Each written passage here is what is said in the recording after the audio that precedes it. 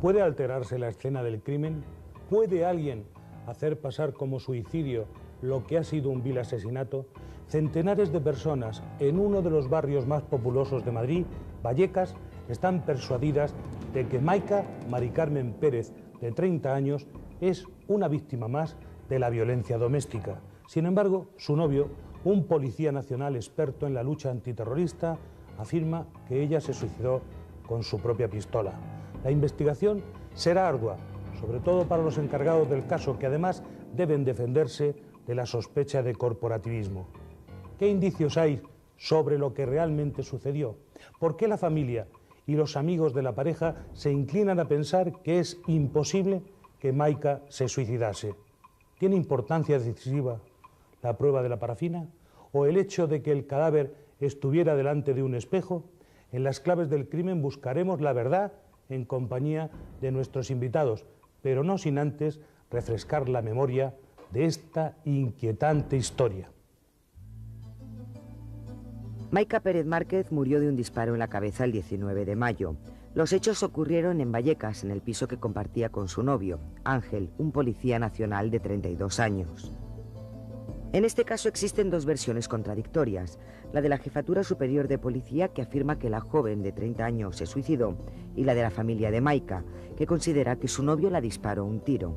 Los vecinos, convencidos de que se trataba de un asesinato, intentaron linchar al supuesto homicida, cuando éste, protegido por sus compañeros policías, abandonó el lugar del crimen.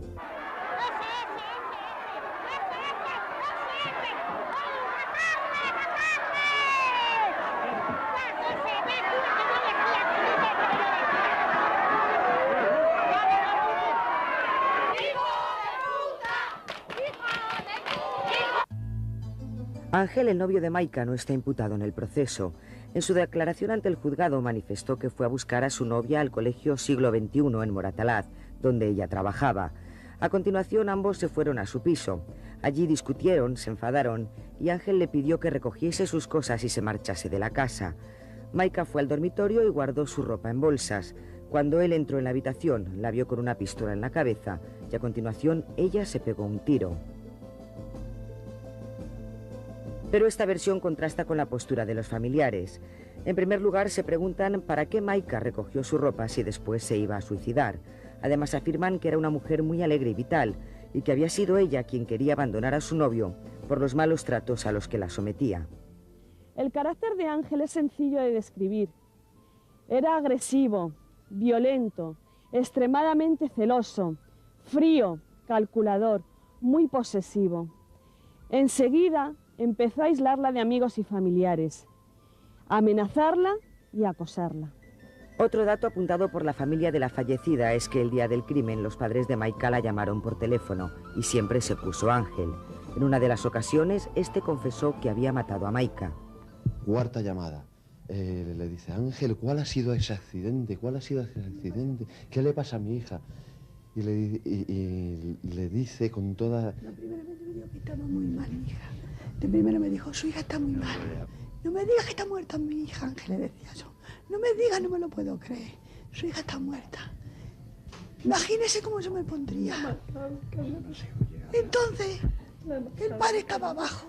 Sube corriendo y coge el teléfono el padre. Dice, ¿qué ha pasado, Ángel? Dice, tu hija está muerta. Dice, hemos discutido. Y le da y con la pistola, le pega un tiro con la pistola. Es un canalla, es un criminal, quiero que se publique que es un criminal. La policía le quiere cubrir los hechos. Esta muerte, rodeada de misterio, es todavía un enigma. Por eso hoy nos preguntamos, ¿Maika se suicidó o la asesinaron? Guapa chica Maika Pérez Márquez, capaz de provocar esa explosión popular que quiere indagar en las razones de su muerte. Está con nosotros hoy África Pérez Márquez, su hermana, y una de las personas que más valientemente defiende un punto de vista de que la investigación no debe parar hasta demostrar lo que verdaderamente pasó. Maika, bienvenida. África, perdón, bienvenida. Buenas tardes. ¿Cuándo tuvo usted conocimiento de la muerte de su hermana? Yo tuve conocimiento el viernes día 19, sobre las 9 menos cuarto. Yo me encontraba en casa de mis suegros precisamente porque habíamos ido mi marido y yo a realizar unas compras, había dejado el niño y sabía que mi hermana y Ángel iban a ir al domicilio de mis suegros porque iban a solucionar un trámite de un taller, una reclamación. Entonces mi madre me llamó por teléfono, no me localizaba, no tenía el móvil yo, en casa no estaba, y me dijo que me fuera corriendo a Vallecas, que algo muy gordo había ocurrido. Yo, claro, inmediatamente cogió el teléfono mi padre y me dijo, pero muy gordo, muy gordo. Yo salí corriendo sin dar explicaciones y ya llorando, a mi hermana le ha pasado algo, a mi hermana le ha pasado algo. Mi marido me decía, no tiene por qué ser a ella, cálmate, cálmate. Y ya fue cuando llegué, estaban mis padres, que supuestamente yo pensaba que se encontraban en la sierra, se habían marchado a mediodía. Estaba mi hermano, estaba mi cuñada y los suegros de mi hermano. Y mi hermano me dijo, se abrazó a mí y me dijo, ya no tenemos hermana porque la ha asesinado. ¿Estaban ustedes muy unidas? Sí, estábamos muy unidas. Lo que ocurre es que últimamente nos veíamos menos porque yo estaba de excedencia, ella me estaba sustituyendo en mi puesto de trabajo y tengo un niño de 10 meses, entonces bueno, pues me quitaba tiempo, había veces que no podía quedar con ella tanto como quería por el niño, pero sí estábamos unidas, muy unidas. ¿Por qué aquella tarde de los hechos sus padres llamaron durante toda la tarde, por decirlo así, a su hermana? Bueno, mi madre siempre tiene la costumbre de saber cómo estamos, de hablar todos los días hablamos. Y en concreto se habían marchado hacia las 2 de la tarde a una casita que tienen en la sierra. Y a mi madre le extrañó que mi hermana no les hubiera llamado, porque siempre lo hacía para decir, ¿qué tal habéis llegado? Pues voy a hacer esto. Entonces no le llamó. Entonces mi madre comenzó a llamar, pues sobre las 5 de la tarde empezó a llamar. No había nadie en casa, dijo, voy a llamar al móvil. Y tampoco le contestó nadie en el móvil. Esperó un rato, volvió a llamar y siguió llamando porque le extrañaba que ni estuvieran en el domicilio ni estuviera mi hermana con el móvil conectado. Y entonces ya entre las 6:30 y las 7 llama por teléfono y descuelga a él. Y le dice, hola Ángel, ¿qué pasa? O algo así. Y dice, ahora no te puedo hablar, luego te llamo. Y le cuelga. Entonces mi madre, claro, dicho eso, dice, bueno, voy a volver a marcar a ver qué ocurre. Ángel, ¿qué pasa? Que ahora no te puedo hablar, luego te llamo. De una manera así muy... Vuelve a llamar mi madre y dice, ¿pero qué pasa? Y dice, nada, que hemos tenido un accidente. Dice, ¿cómo que habéis tenido un accidente? ¿Qué ha ocurrido? Le vuelve a colgar. Vuelve a llamar, ¿pero dónde está mi hija? Dile a mi hija que se ponga, quiero hablar con mi hija. Tu hija está mal y no se puede poner. Vuelve a colgar el teléfono. Y ya mi madre insiste y le dice que tu hija no se puede poner porque está muerta. Mi madre, claro, se pone a llorar, lógicamente, desesperada, gritando. Mi padre, que la oye, hay unas escaleritas para subir a la casa, subió, cogió el teléfono y le dijo que le dijera la verdad, que era lo que había ocurrido, que le dijera la verdad. Y le contestó que nada, que habían discutido y que le había dado un tiro. Yo esto me he enterado, pues, vamos, yo me enteré en el momento, pero a mis padres en ningún momento les dije explicarme con detenimiento cómo ha sido la sucesión de llamadas. Yo había oído a mi madre llorarlo, contarlo, y yo estaba pensando que mi madre se iba detrás de ella en ese momento, la tuvieron que atender en el SAMUR. Entonces, toda esta serie de detalles yo es en la madrugada del día siguiente cuando me la cuentan con detenimiento. Pero su padre cuenta que efectivamente cuando él se pone al teléfono, escucha nítidamente cómo el novio de su hermana le dice, hemos discutido y le he dado un tiro. Efectivamente. De hecho, la reacción de mi padre es insultarle, o sea, es que inmediatamente insultarle, claro, llamarle de todo. Él le colgó. ¿Por qué está usted tan convencida, porque lo está seguramente, de que Ángel, el compañero de Maika, es el autor del disparo? Bueno, los hechos para todo el mundo ocurren el día 19 y para nosotros la tragedia efectivamente es el día 19, pero la pesadilla comienza muchísimo antes, mucho antes, ya casi desde el inicio de la relación. Ellos se conocieron pues más o menos en las Navidades del 98. Sabíamos que mi hermana no quería una relación estable porque hacía unos años que había terminado con una pareja que llevaba 7 años, o sea, una pareja muy estable, y entonces, bueno, pues nos contó que había conocido a un chico y eso, pero no le daba mucha importancia.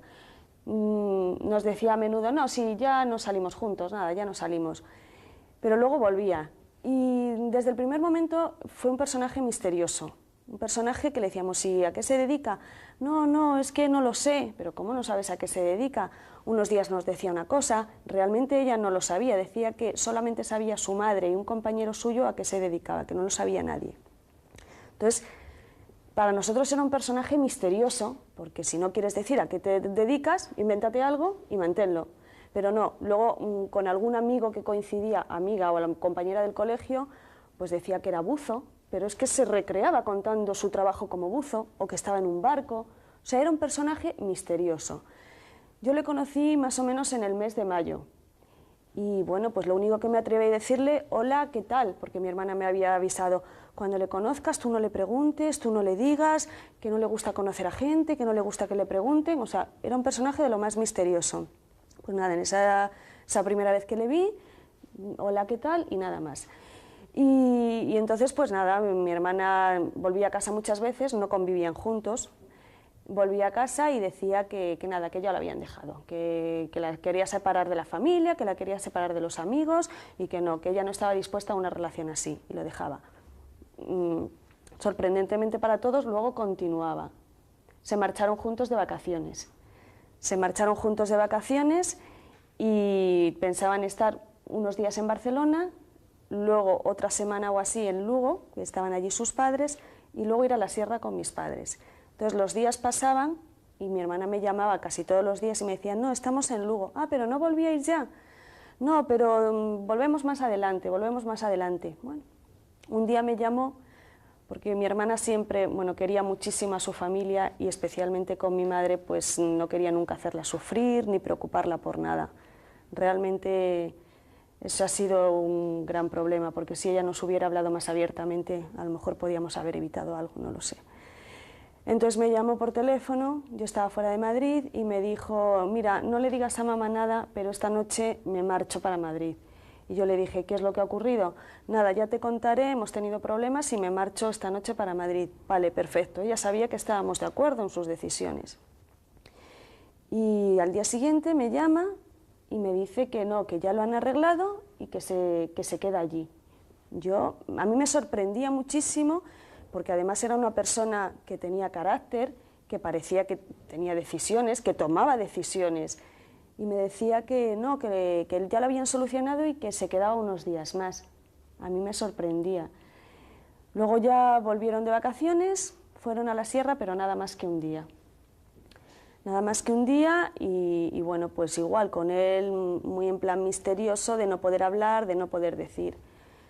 Poco a poco, era eso sí, una cosa que quiero destacar muchísimo, es que cuando él se marchaba fuera y mi hermana estaba aquí en Madrid, mi padre decía, es que a este tío le voy a mandar, decía cualquier barbaridad, porque es que llamaba por teléfono a todas las horas, o sea, era un control continuo, la llamaba y venga, y venga, y venga.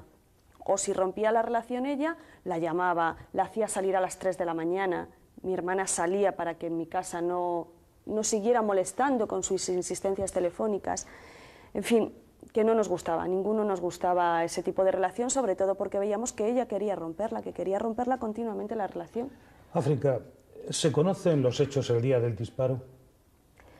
El día del disparo, a las 4:30 aproximadamente, mi marido, que se encontraba en casa de sus padres, habla por teléfono con mi hermana y le dice que si está... Ella dice, le extrañó mucho porque preguntó, ¿está Rafa? Y mi hermana siempre a su padre le ha llamado Rafael. Y dice, está durmiendo, él pensó que se refería a su hermano, está durmiendo. Dice, no, Miguel, yo es que llamo Rafa a tu padre.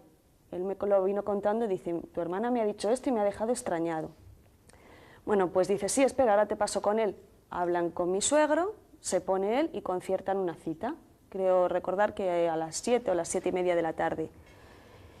Y a las 6:30 llama él, habla con mi suegro y le dice, Rafael, que vamos a retrasarnos porque me ha surgido un imprevisto y entonces nos vamos a retrasar en la cita. Mi suegro le contesta, vale, no hay problema, yo estoy Todo esto aquí. Con gran frialdad y sin Sí, denotar no, tranquilamente. ninguna alteración. No, tranquilamente. Mi suegro dice que de una forma muy educada, Rafael, que no le importa que vayamos un poco más tarde, que me ha surgido un inconveniente. No, estamos aquí en casa. De hecho, yo cuando realizamos las compras, llego a casa de mis suegros y me dicen, va a venir tu hermana y Ángel, Pero acaban de llamar, han llamado a las 6:30 diciendo que se iban a retrasar. Y por eso yo, cuando recibo la noticia, yo estoy allí, porque yo estaba esperando a mi hermana. Está con nosotros el ilustre abogado Jaime Sanz de Bremont, del Colegio de Madrid. Bienvenido, señor Sanz de Bremont, que ejerce la defensa, en este caso será en su momento, cuando a la vista oral, la acusación privada o particular, en defensa de los intereses de la familia de Maika. Señor Ángel Sanz de Bremont, perdón, señor Jaime Sanz de Bremont, tanto a Maika como a Ángel se les practica una prueba que ha dado mucho que hablar, la de la parafina. ¿Tiene importancia esta prueba? En determinados casos puede tener importancia. Es conveniente puntualizar en cualquier caso que, aunque se conoce popularmente como la prueba de la parafina, porque es el material que se utilizaba de forma clásica para llevar a cabo esa prueba, ahora mismo ya se utilizan otro tipo de reactivos, no solamente es la prueba de la parafina en sí misma. Es una prueba para saber... Es una prueba para saber si existen residuos de disparo en la superficie en la que se lleve a cabo la prueba. Y esto es importante determinar la superficie porque, de hecho, por ejemplo, la duración de esos residuos de disparo en la piel humana es menor, por ejemplo, que la duración de los residuos de disparo o restos de pólvora en la ropa. Entonces, de hecho, siempre que ha acaecido un suceso violento en el que ha habido un arma de fuego presuntamente disparada por medio, obviamente pues, se lleva a cabo, se debe de llevar a cabo esta prueba. En este caso le toman las muestras correspondientes a las manos del cuerpo de Maika y toman también unas muestras en las manos de esta persona, de Ángel, pero los propios funcionarios que proceden a tomar estas muestras hacen constar, porque evidentemente presumo que les llamó la atención, pues en un lugar lleno de sangre, el ver unas manos limpias de repente, es decir, ahí estaba todo lleno de sangre y imagino que les debió de llamar la atención el hecho de que tuviera las manos limpias, y aunque yo no estaba ahí puedo decir eso, pues en la medida en la que se toma un reportaje fotográfico precisamente de todos los pasos que se van dando, y él reconoce por lo tanto que se ha lavado las manos. Desde el momento en que se ha lavado las manos, la prueba, el resultado de la prueba en cuanto a él se refiere va a siempre dar negativa. De hecho, los peritos que realizan el correspondiente informe sobre los resultados del análisis manifiestan que da positivo el análisis que se efectúa en cuanto a los restos o a la muestra recogida en las manos de Maika, y que las muestras recogidas en las manos de él da negativo, como era de esperar. El hecho de que a su vez haya dado positivo las muestras recogidas en las manos de ella tampoco en sí mismo es significativo de nada, porque hay que también explicar que siempre dará positivo, aun cuando no se haya disparado un arma, si esa superficie, sea de piel o sea de lo que sea, ha estado en contacto con un arma recién disparada. Y a partir de ahí, don Jaime, ¿cuáles son las hipótesis? Bueno, hipótesis, todas las hipótesis están abiertas, qué duda cabe. Pero sí que hay que resaltar una serie de cuestiones que indudablemente llaman mucho la atención. Si ya de por sí llama la atención el hecho de que una persona que teóricamente presencia un suicidio y que teóricamente está angustiado porque la persona que se supone que se ha suicidado es su novia, y que cuando llegan además los funcionarios policiales que llegan en el primer momento de los hechos, está incluso intentando reanimar a esta persona. No sé yo reanimar qué cuando tiene un disparo en la cabeza, pero si además resulta que esta persona es un funcionario policial, y no cualquier funcionario policial, porque es un funcionario policial especializado, es por lo tanto un profesional, sabe sin género de duda alguna que lo primero que se va a hacer, una de las primeras cosas que se van a hacer es precisamente tomar muestras para saber si hay residuos de disparo en las manos tanto de ella como de él. ¿Por qué entonces se lava las manos? Pero no solamente eso, sino que además, y por desgracia, no se le recoge la ropa que llevaba en ese momento, porque hubiera sido muy interesante, a lo mejor no hubiera salido nada, pero en cualquier caso sí que hubiera sido, estimo necesario, haberle recogido la ropa para analizar si, por ejemplo, en la ropa existían rastros o muestras de pólvora. La ropa, cuando 3 días después yo, el primer día que actúo, pues se celebra o se realiza un nuevo registro en el domicilio de esta persona, se le pregunta por esa ropa, la ropa resulta que ha sido también lavada. Estamos viendo en este momento, don Jaime, unas imágenes referidas al día del entierro de Maika en el cementerio de San Justo en Madrid. África, ¿cómo era Maika? Maika era una persona muy alegre, muy divertida, muy sociable. Tenía amigos en todos los rincones de España. Era una persona encantadora, muy comunicativa. De hecho, yo siempre decía que se comunicaba más con mi madre que yo, porque yo si tenía un problema con mi pareja o algo, pues no se lo contaba tanto. Pero ella sí era una persona muy sociable, muy alegre, muy generosa, muy espontánea. ¿Ha descubierto ahora algunos aspectos del carácter de su hermana que desconociera? Lo que he descubierto es que nos quiso ocultar muchas cosas por no hacernos sufrir. Eso sí lo he descubierto. Ahora yo tenía muchas sospechas. ¿Ella era una persona de un carácter dulce? Sí, muy dulce, muy dulce. Y ahora he descubierto que sí, nos comunicaba cosas, pero que había mucho detrás que se callaba precisamente por no preocupar a la familia. Vamos a ver enseguida unas imágenes de un vídeo doméstico. Bueno, ahí estamos viendo a la madre de Maika y también de África y una fotografía que sostiene en sus manos de Maika. Son imágenes terribles porque están revelando pues la posición absolutamente desesperada de una familia y, como digo, ese vídeo doméstico en el que aparece Maika junto a su compañero sentimental, el que hoy se debate en medio de estas sospechas de poder haber participado en su muerte. Decía hace un momento, si Maika es posible que se hubiera callado un montón de cosas con el fin de no hacer daño a su familia, a ustedes. Sí, yo creo que ella quitaba importancia, más que callarse quitaba importancia, porque los hechos estaban y los hechos eran que ella volvía a casa continuamente, cogía sus cosas y se volvía a casa. Y vamos, así lo han testificado sus amigas, incluso hay una vecina que la ve un día con todas las cajas. Entonces ella se volvía y sabía que tenía el apoyo de su familia para todo, lo hacía sin ningún tipo de problema. Lo curioso era cuando luego volvía. Eso Vamos era lo que... a saber inmediatamente cosas importantes de la escena del crimen. Señor Sáenz de Bremont, ¿es cierto que estaba la ropa de Maika preparada, empaquetada, para llevársela del domicilio en el que sucedieron los hechos? Sí, es absolutamente cierto. De hecho, precisamente lo primero que choca o que no encaja es la historia que él cuenta respecto de los hechos. Hay que tener en cuenta que él, en la declaración que presta en el juzgado esa misma noche, lo que refiere es que están ambos dos en casa después de que él haya ido a buscarla ahí al colegio donde ella trabaja, que en un primer momento además están muy bien, esto él mismo lo manifiesta, y que a raíz de una discusión, que a raíz de una cuestión no trascendental, es decir, relacionada precisamente con esa visita que tenían concertada con el suegro de África y de Maika, surge una discusión y que a raíz de surgir esa discusión él le reprocha a ella el haber mentido y a raíz de reprocharle a ella haber mentido le dice que está harto de sus mentiras, que coja sus cosas y que se marche de casa. Él, por lo tanto, no refiere ni un gran drama que haya tenido lugar, ni una situación especialmente o muy tensa, en absoluto. Él explica que a raíz precisamente de reprocharle que ella le ha mentido, que él considera que ella le ha mentido, le dice que coja sus cosas y que se marche de casa. Señor Sáenz de Bremont, permítame, porque vamos a situarnos para saber qué terreno pisamos. ¿De qué forma actúa un suicida, por su experiencia? Hombre, indudablemente un suicida normalmente ya ha dejado avisos de... Normalmente un suicida ya ha dejado avisos de su tendencia.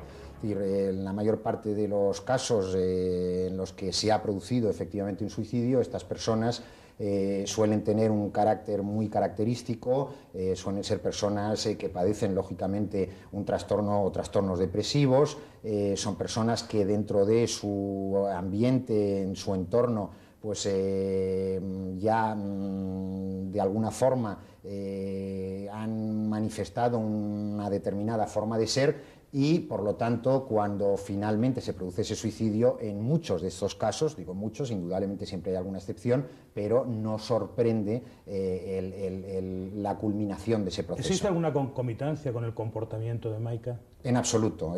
Como acaba de narrar África, otra de las cosas que llama mucho la atención es que precisamente lo que sí que queda acreditado por todas y cada una de las declaraciones que están prestando todas las personas próximas a esta pareja es el de que quien sí que por el contrario había amenazado con suicidarse en más de una ocasión es él, porque es ella la que en diversas ocasiones quiere romper la relación y de hecho llega a romper la relación.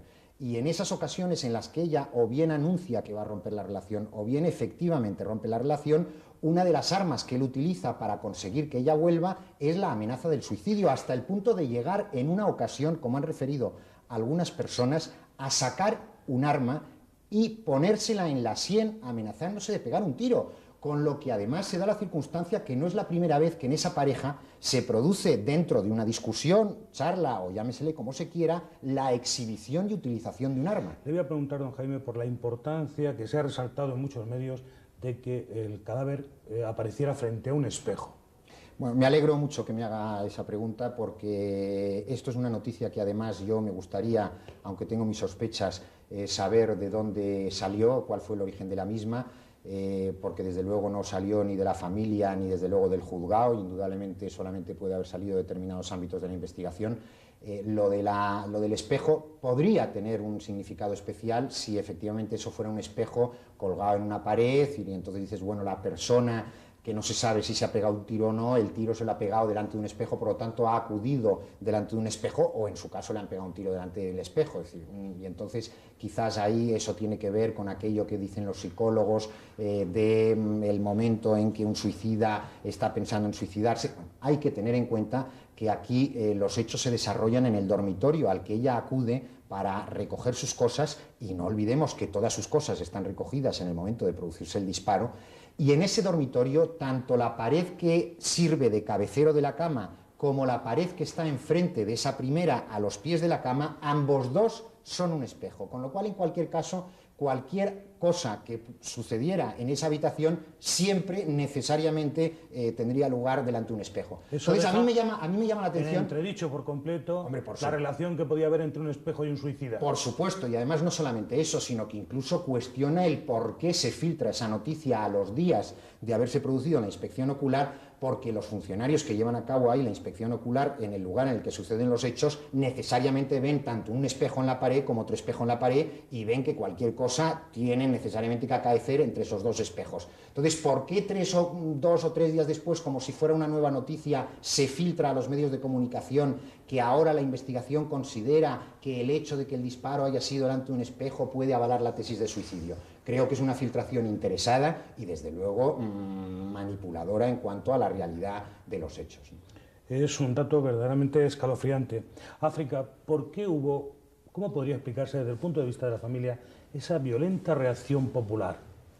Bueno, a nosotros fue a los primeros que nos llamó la atención, porque cuando yo llegué después ya estaba mi familia allí, pero cuando llegaron mis padres, los vecinos de Vallecas ya estaban allí culpándole a él. Sí que es cierto que aunque la pareja era poco conocida, pues habían oído muchas veces discusiones, habían oído cómo él gritaba, sobre todo él. Una señora comenta que le debió decir mi hermana en una ocasión que te va a oír todo el mundo, y él se puso a chillar, que me oigan, que no me importa. Es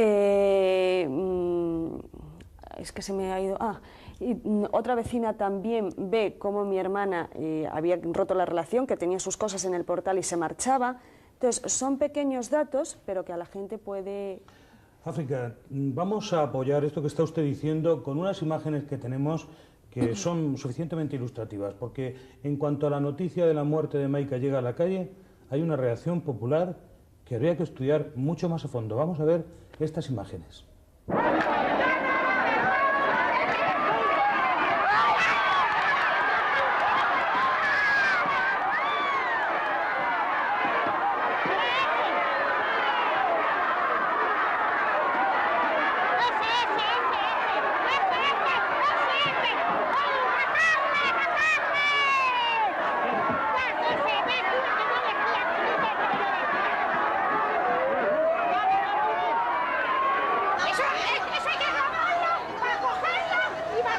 No te puedo decir nada. Han matado a mi hermana. Han matado a mi hermana. Han matado. Y no había policía estatal. ¡Mira, aquí está! Hay una tía ahí en el suelo que le ha pegado un gordazo a los maderos. ¡Ves a grabarla! ¡Los hijos de puta! Familiares, vecinos, amigos que reaccionan de una forma espontánea, se oyen ahí una serie de gritos e insultos, y todo esto ha dirigido contra el novio de su hermana. África, ¿usted cree que esa reacción popular está debidamente fundamentada, que hay conocimiento suficiente por parte de esas personas para tener ya una idea clara de lo que pasó? Hombre, en un principio hay menos datos, porque en un principio son los vecinos, que digo yo, que actúan por lo que saben. Lo que pasa es que luego la gente muchas veces pues no quiere decir todo, tiene miedo a hacer declaraciones, es gente mayor. Y luego hay una segunda parte, y es claro, cuando llega mi familia, evidentemente, cuando mi madre llega destrozada, llega pidiéndole al policía que está en la puerta que por favor la deje subir, se arrodilló ante él diciendo que dejara subir a ver a su hija. Y entonces la actuación de la policía, que yo no tengo nada en contra, por supuesto, pues es muy fría. No, aquí no puede subir nadie, aquí no puede subir nadie. Entonces yo creo que eso calienta también el ánimo a la gente que está viendo a una familia destrozada y que, no sé, que no hay una palabra de consuelo, que no hay simplemente frialdad. Ante esa situación de estar exigiendo la justicia y el conocimiento de los hechos, la policía ha iniciado una investigación que, como decíamos antes, se prevé larga y dificultosa. Pero, ¿qué ha descubierto la investigación policial? Vamos a saberlo enseguida con ayuda de nuestros invitados. No se retiren, porque los datos son muy interesantes. Enseguida volvemos.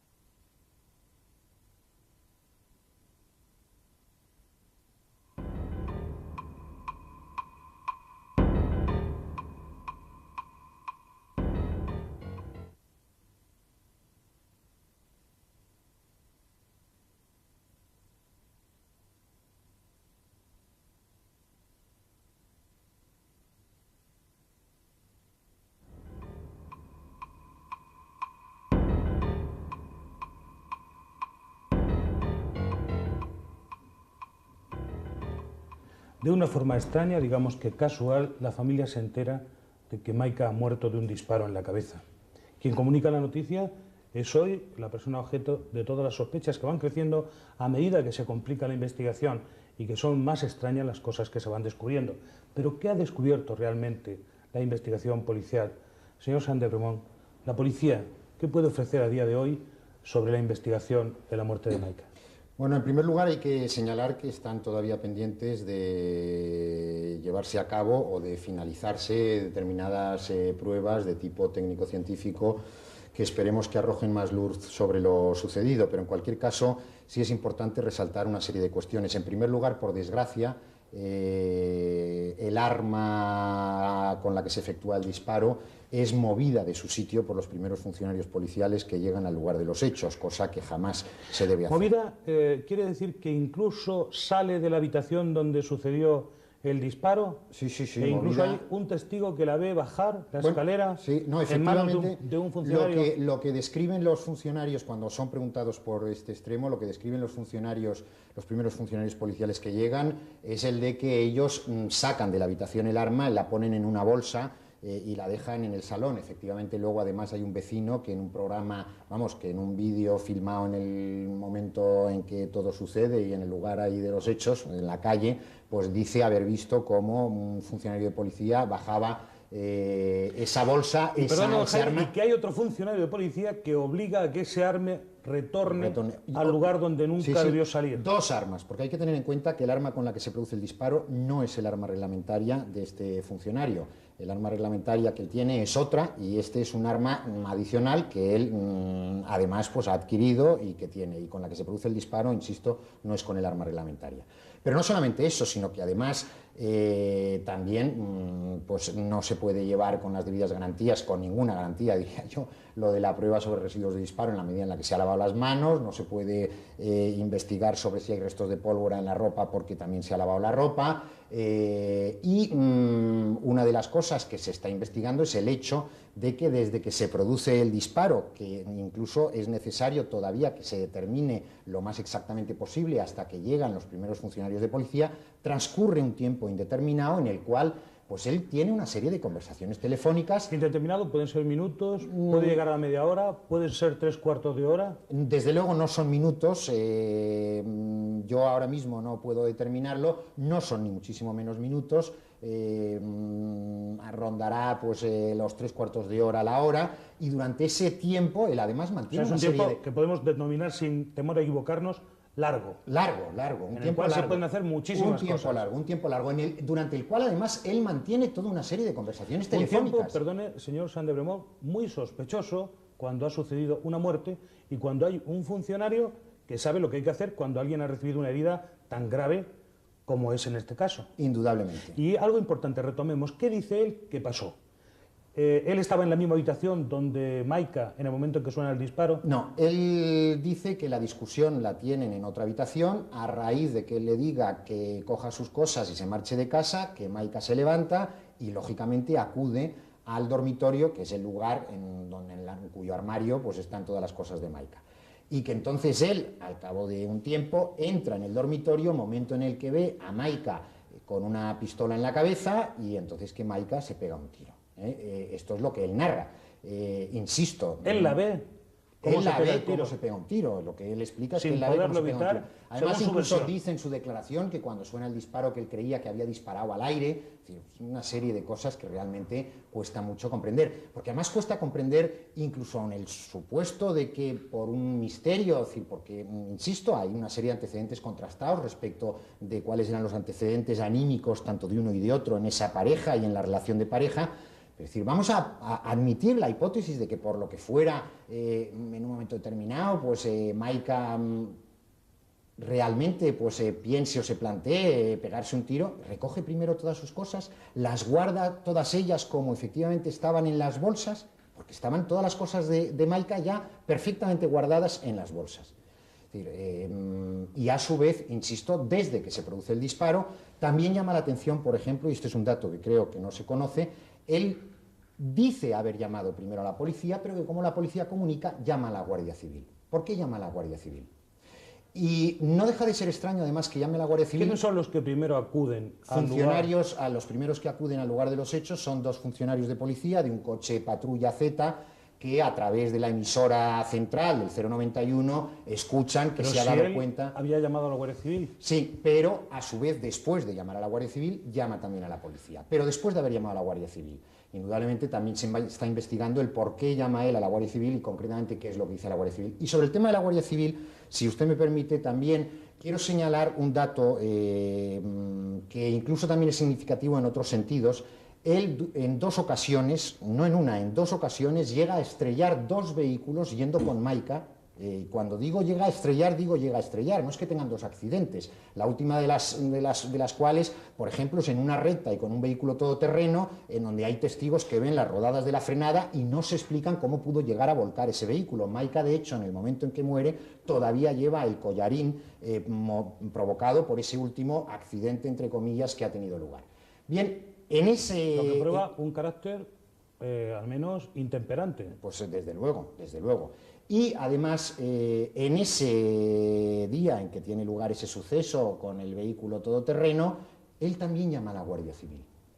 ¿Por qué llama a la Guardia Civil continuamente? Hay que tener en cuenta que es un funcionario, insisto, especializado, es un funcionario, además, es un simulador Pero profesional. sobre todo, señor Sáenz de Bremont, muy extraño el hecho de que alguien acostumbrado a buscar auxilio cuando ocurre algo, como un disparo, en este momento no llamara primero, antes que nadie, una ambulancia ante la gravedad y que además dejara transcurrir ese tiempo que podía haber sido en un momento determinado vital. Efectivamente, y además incluso, si me permite, yo añadiría el hecho de que habiendo transcurrido ya un tiempo indeterminado todavía, pero en cualquier caso un cierto tiempo ya desde que se produce el disparo y con Maika indudablemente muerta, cuando llegan los primeros funcionarios de policía, esos dos miembros de un coche patrulla, él pues se pone a intentar reanimar a Maika y les pregunta a los funcionarios de policía que si han llamado ellos al SAMUR.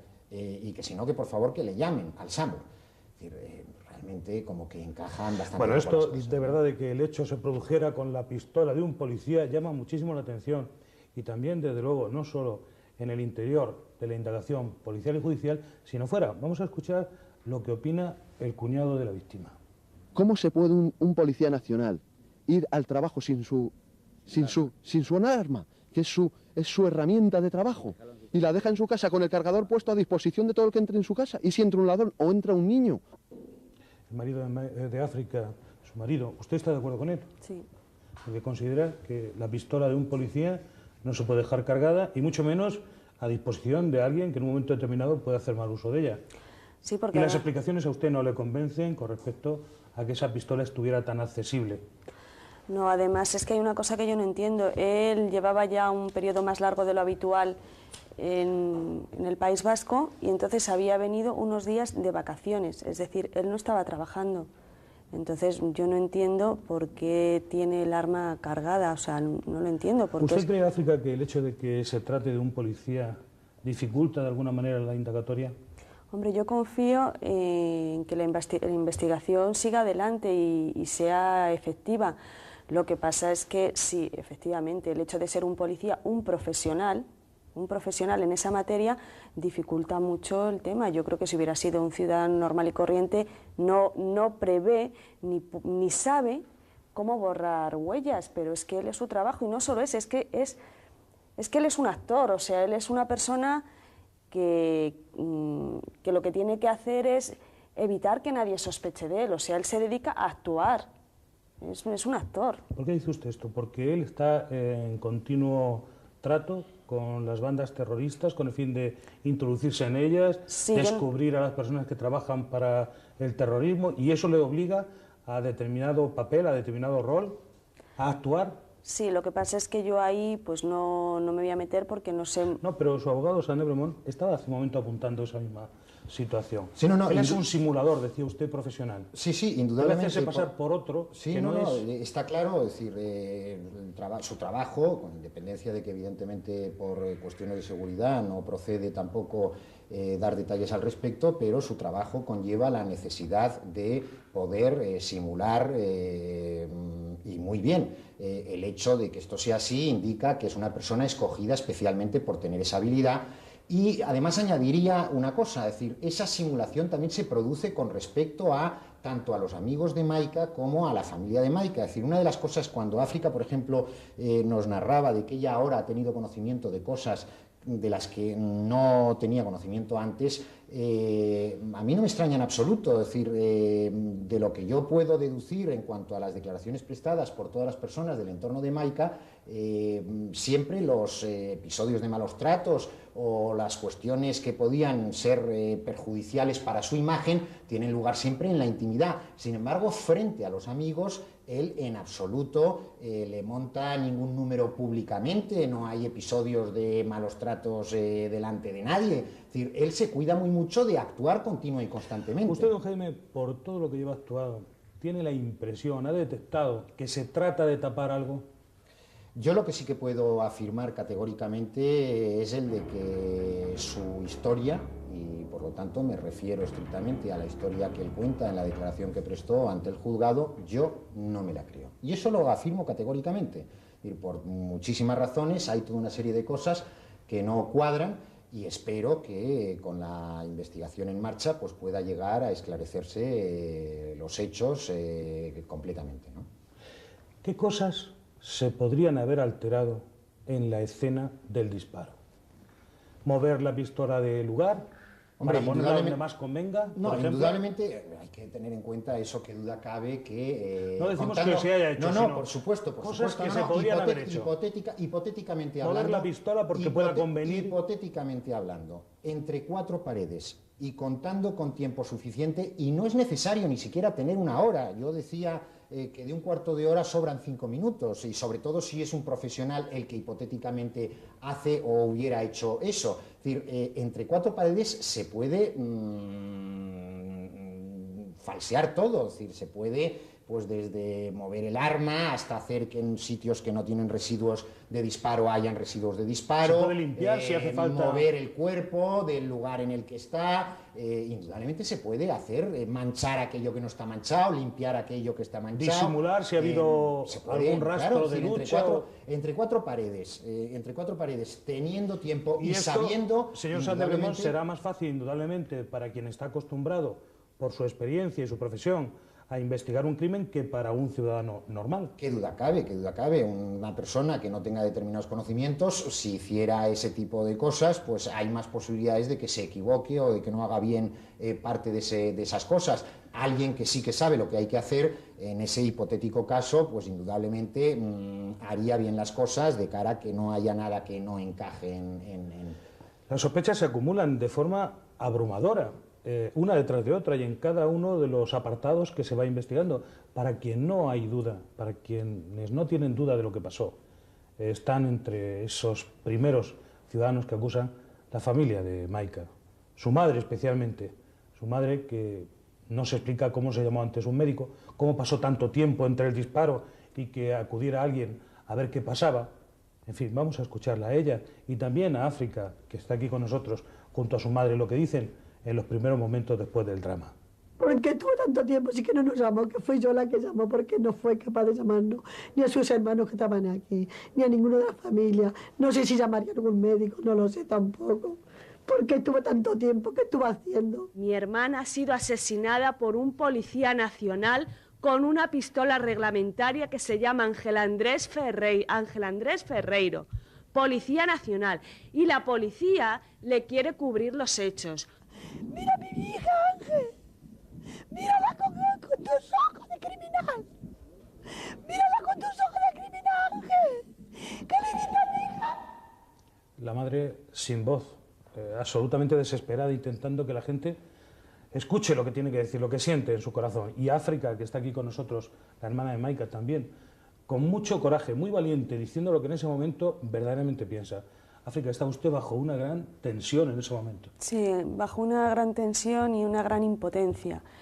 Y bueno, pues en ese momento lo único que se me ocurrió es que todo el mundo supiera quién pienso, y lo pienso firmemente, ha asesinado a mi hermana.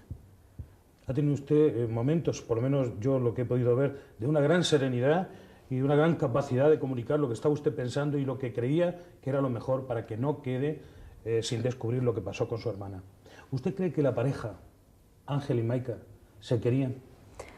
Yo pienso que en un primer momento mi hermana sí se pudo ilusionar con él, en un primer momento, pero luego últimamente yo creo que no. Yo creo que ella estaba amenazada, o estábamos amenazados la familia, porque nos sorprendía, porque es que yo insisto mucho en eso, es que nos sorprendía muchísimo en que sus decisiones no tenían nada que ver con lo que luego hacía. Entonces, y él desde luego, pues yo creo que no la quería tener a su lado, quería separarla de todos sus amigos. Muchas veces sin hablar, una pareja deja rastro, deja huella de su comportamiento. ¿Qué imagen tenía la pareja de su hermana y de Ángel? Pues él siempre decía, a lo mejor iban a mi casa una tarde, y yo les decía, ¿os quedáis a cenar? Y él, no, tú ya sabes que manda tu hermana, que yo no mando nada, que yo no mando nada. Entonces a mí me sorprendía que mi hermana, pues que siempre nos apetecía estar juntas, y sobre todo en este último periodo que nos hemos visto menos por el nacimiento del niño, porque ella tenía una jornada laboral completa, porque no estábamos trabajando en el mismo sitio. Me sorprendía que le decía a él, no Ángel, no, nos vamos, ¿no? Nos vamos, ¿no? Así como con cierta inquietud. Y él decía, no, tú verás lo que tú quieras. Y finalmente se iban. A mí eso me llamaba la atención. ¿Usted cree que ella quería dejarle en los Sí, sí, últimos sí, tiempos? sí, por supuesto, pero es que en los ¿Abandonarlo últimos... para siempre? Sí. Él llegaba siempre diciendo, esta vez es la definitiva, mamá, es la definitiva, ya se acabó, me he traído mis cosas y esta vez es la definitiva. Señor Saint-Evremont, que quería usted intervenir. Sí, no, si me permite, porque hay un dato que yo creo que tiene una especial significación en un sentido y en otro. 4 días antes de que sucedan los hechos, Maika se ve con una amiga de la facultad, distinta por tanto de las amigas suyas de toda la vida y distinta también del círculo de personas que trabajaban con ella. Porque es decir, también es importante señalar que lo que hemos narrado no lo narra su entorno habitual, que en estos momentos pues era el del colegio, es decir, lo narran tanto sus antiguas amigas, las amigas o las personas que trabajaban con ella e incluso personas como esta a la que me refiero, que la conocían de la época en la que ella trabajaba en la facultad. Entornos, el uno y el otro, o los tres de los mismos, que no tenían relación entre ellos. Pero como digo, 4 días antes ella ve a una amiga o a una examiga o amiga a la que no veía desde hace tiempo ahí de la facultad, tiene la posibilidad de un trabajo, le presenta un currículum, con todo lo que eso implica, de ilusión, de futuro, etcétera, porque el marido de esta chica, una amiga suya de la facultad, pues iba a abrir una clínica y le ofrece esa posibilidad y ella acude al domicilio de ellos, les presenta un currículum, poco más o menos que queda apalabrado el que cuando ella termine su contrato ahí en el colegio, pues entonces pues, se pondrá a trabajar en la clínica y le dice a esta amiga que ella no está enamorada de Ángel, porque la amiga lógicamente le pregunta, y ella le dice que no está enamorada de Ángel, que sabe que no es el hombre de su vida, que sabe que le va a dejar, eso sí, que está esperando que surja una oportunidad para dejarle sin que haya problemas con su familia. Es decir, creo que es absolutamente descriptivo lo que Maika le dice a esta chica Importante. 4 días antes de que sucedan los hechos. ¿A usted le consta que Maika sufriera malos tratos? Hay más de un testimonio, lógicamente indirecto, porque el testimonio directo, el único que podría existir es el de Maika y desgraciadamente pues no nos lo puede prestar. Pero hay amigas suyas que han ya declarado que Maika les refiere a haber sido objeto de malos tratos y también en ese sentido al que yo me refería, de una actitud fría, calculadora, simuladora. Creo que no es casual el hecho de que todos y cada uno de los episodios de malos tratos que son referidos por Maika tienen siempre lugar fuera de Madrid y aprovechando que Maika está durante un tiempo fuera de Madrid en compañía de esta persona. Es decir, por lo tanto, eso implica que cuando Maika vuelve ya ha transcurrido un tiempo desde que ha sido objeto de ese episodio concreto de malos tratos.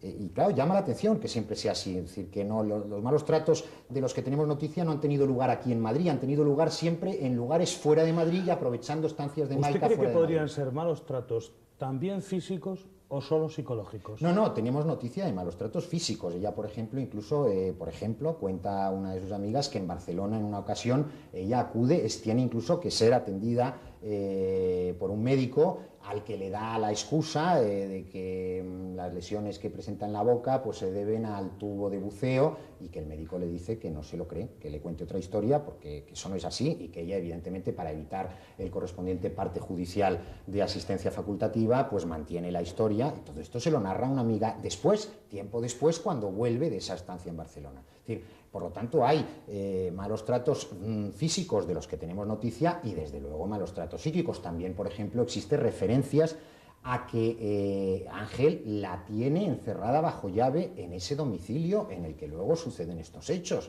Con lo cual realmente que a una persona a la que se le diga que se marche de un domicilio cuando esa persona una y otra vez se ha marchado de ese domicilio o ha dicho que se quería marchar e incluso ha llegado a estar encerrada bajo llave en ese domicilio, que porque se le diga que se marche de ese domicilio se pegue un tiro, pues es que llama mucho la atención, ¿no? Los malos tratos son una auténtica catástrofe nacional en los días que vivimos. Por eso es importante escuchar todo lo que tenga que ver en este punto, el suceso que estamos hablando aquí, con efectivamente esa violencia continuada contra la mujer. Vamos a escuchar por eso a la directora del Instituto de la Mujer, Asunción Miura, que nos recuerda que nadie puede tomarse, desde luego, la justicia por la mano y que la violencia mala venga de donde venga. Vamos a escucharla. Nadie se puede tomar la justicia por su mano. Entonces lo que tenemos es que tener confianza en la justicia. Si en algún momento la justicia no responde o no es, las leyes no son adecuadas, habrá que pedir el cambio de las leyes, pero tenemos que tener muy claro que la violencia siempre es rechazable, venga donde provenga. Mucha gente expectante porque estamos ante un misterio de manual, de los que podría darse en cualquier novela de misterio, de Agatha Christie, de Hércules Poirot, desgraciadamente, porque la verdad y la realidad supera mucho a la ficción. Don Jaime Sáenz de Bremont, ¿usted cree que el hecho de que el sospechoso sea un policía podría dificultar judicialmente la indagación? Bueno, en primer lugar hay que señalar que al día de hoy ni siquiera es sospechoso judicialmente hablando. Judicialmente hablando no, pero en la calle, y no se puede negar. No, qué duda cabe, qué duda cabe. Hay una convicción a la cual, y es lógico que se plantee aquí, desde luego confiamos en la justicia y en lo que los jueces tengan que hacer, verdaderamente una convicción de que ha tenido que ver mucho más de lo que aparenta en esta muerte. No, indudablemente, y además nosotros hemos solicitado, precisamente el otro día en el que él estaba citado a declarar como testigo, solicitamos la suspensión de la declaración en la medida en la que creemos que como tiene que declarar es como imputado. Luego hay una cosa importante que debemos señalar aquí.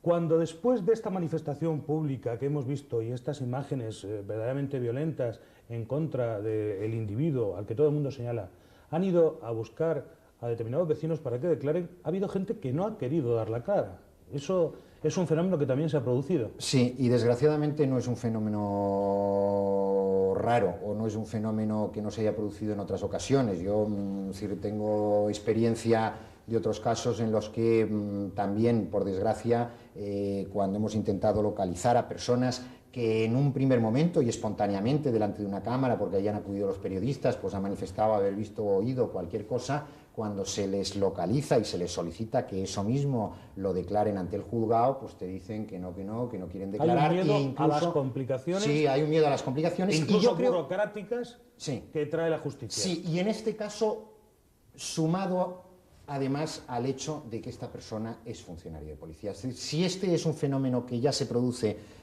habitualmente, en este caso ese fenómeno se ve agrandado por el hecho, por la circunstancia de ser el funcionario de policía. Yo he denotado auténtico miedo en las personas a las que yo me he dirigido de cara a saber si... Para usted, Maika, ¿suicidio o asesinato? Para mí, desde luego, suicidio no. Y indudablemente pienso que hay incluso otras alternativas. Yo no digo que no haya sido un asesinato, pero hay que tener en cuenta que puede haber sido un homicidio, no un asesinato, que hay otras, puede haber, en fin, hay muchas posibilidades, pero desde luego, insisto, suicidio y de la forma en que él narra que se han producido los hechos, para mí eso no ha sucedido así. Claramente. Jaime Sáenz de Bremont, África, la hermana de Maika, nos han contado aquí lo que piensan de este silogismo extraño que ha llevado a una serie de personas a manifestarse en la calle, a veces con violencia, y que han concienciado a una gran cantidad de la opinión, de la parte de la opinión pública, que se manifiesta como deseosa de saber el final de esto que se ha planteado como, en principio, un misterio muy difícil de aclarar. Tenemos que dejar que la justicia funcione, determine, que los jueces hablen y por lo tanto hasta el final no sabremos realmente, hasta que la justicia lo diga, qué es lo que ha pasado.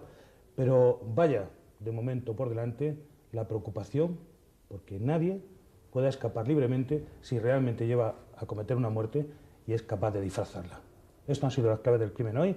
Les espero la próxima semana con un nuevo e interesante caso aquí, en su programa. Muchas gracias.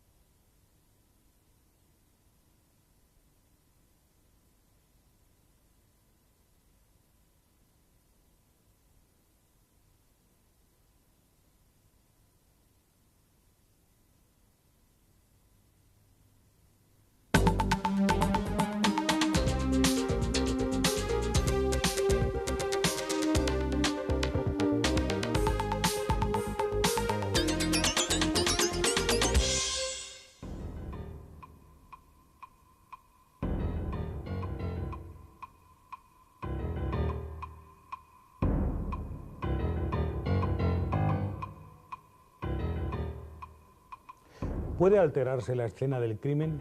¿Puede alguien hacer pasar como suicidio lo que ha sido un vil asesinato? Centenares de personas en uno de los barrios más populosos de Madrid, Vallecas, están persuadidas de que Maika Mari Carmen Pérez, de 30 años, es una víctima más de la violencia doméstica. Sin embargo, su novio, un policía nacional experto en la lucha antiterrorista, afirma que ella se suicidó con su propia pistola. La investigación será ardua, sobre todo para los encargados del caso, que además deben defenderse de la sospecha. Entraba en casa de mis suegros, precisamente porque habíamos ido mi marido y yo a realizar unas compras, había dejado el niño y sabía que mi hermana y Ángel iban a ir al domicilio de mis suegros porque iban a solucionar un trámite de un taller, una reclamación. Entonces mi madre me llamó por teléfono, no me localizaba, no tenía el móvil yo, en casa no estaba, y me dijo que me fuera corriendo a Vallecas, que algo muy gordo había ocurrido. Yo, claro, inmediatamente cogió el teléfono mi padre y me dijo, pero muy gordo, muy gordo. Yo salí corriendo sin dar explicaciones y ya llorando, a mi hermana le ha pasado algo, a mi hermana le ha pasado algo, mi marido me decía, no tiene por qué ser a ella, cálmate, cálmate.